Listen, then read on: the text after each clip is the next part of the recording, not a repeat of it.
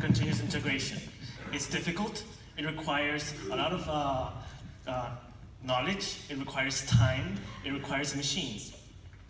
The reason is that without continuous integration, you're basically walking around with a hole in your pockets, and the hole is getting bigger.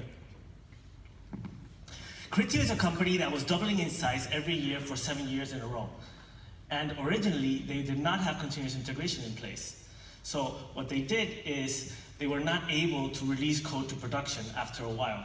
We had to convince management to stop doing this and to put continuous integration in place. The way we convinced them is by explaining the ABCs of continuous integration.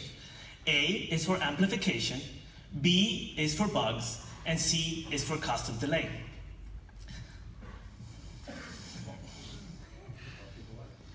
A for amplification. Amplification basically means that the longer you take to integrate, integration will take more time. This is the snowball effect. So if you want to reduce the snowball effect, what you do is you reduce the time between integrations. And if you want to be really cheap, and you want to have the cheapest option, continuous integration is the way. Continuous integration is basically a system where you have your commits done by engineers go through different stages of your pipeline, where each stage validates that this commit is worthy of being integrated. You have your build, unit tests, integration tests, performance tests, pre-production, production. And here you have some formulas, obviously this is economics, so I prepared a formula saying that the cost of putting in place continuous integration is the cost of running each of the phases separately, where the cost of each of the phases is the amount of money you spend on machines running this phase, plus the time from the engineers that have to fix one of the phases if it's broken.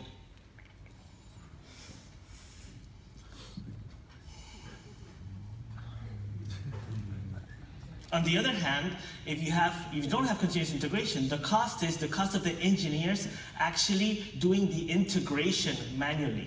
And the time to integrate, which is the T sub I, is going to be much larger than actually running the whole thing in the continuous integration mode. The best thing would actually be to have one-piece flow, where one commit goes through the whole continuous integration pipeline on its own.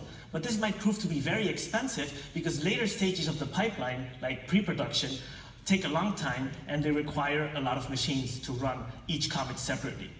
B for bugs. Finding bugs is like finding a needle on your haystack. The bigger the haystack, the harder it is to find a bug. So you want to reduce the size of your haystack so that it's easier to find these bugs.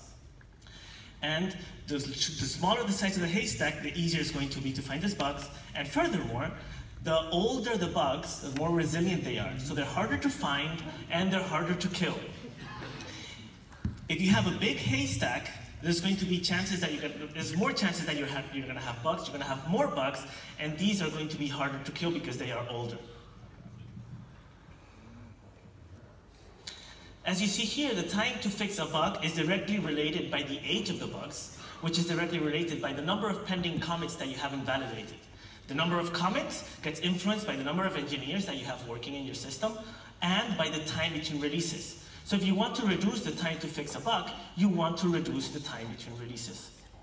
If you want to have 0 bugs in your environment, you're basically going to have to go one straw at a time in your haystack to check if that's a bug. It's the same thing as having one-piece flow, as we saw earlier.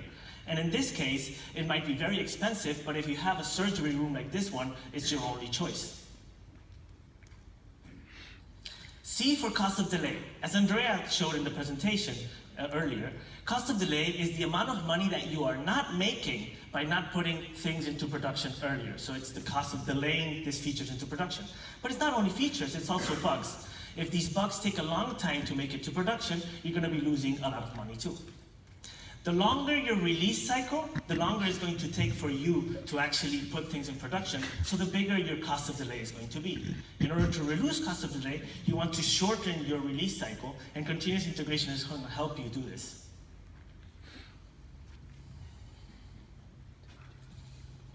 Some more formulas. Here you see cost of delay, in our case, is basically the amount of money that you could be making by the features that's multiplied by the time it takes for the feature to make it into production. If you have a continuous integration and continuous delivery pipeline, it's the time for a commit to go through the whole stages plus the error fixing time. If you don't have continuous integration, it's the money that you could be making by putting the feature in production, but this time, the time you're going to have to wait is actually the time of the release divided by 2, because it's the average, plus the time it takes to actually integrate these features.